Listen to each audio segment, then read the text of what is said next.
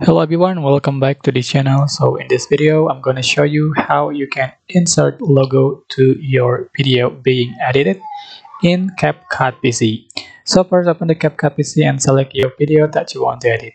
So to add or insert logo from your library, just select media and select local.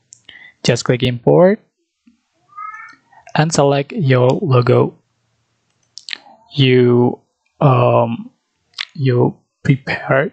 So just click open. Okay, you can your logo like your brand logo, your company logo, or your channel logo. Just click add.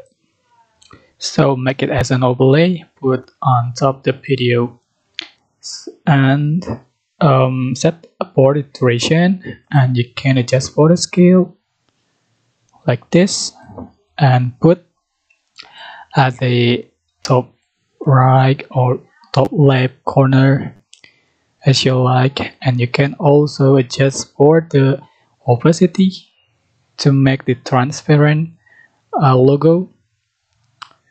Okay, you can select blend and select mode of blend, brighten or darken, yeah, as you like. Okay, that's it. I hope this simple tutorial was helpful for you. Don't forget to like, comment, share, and also subscribe to this channel. Thank you so much for watching.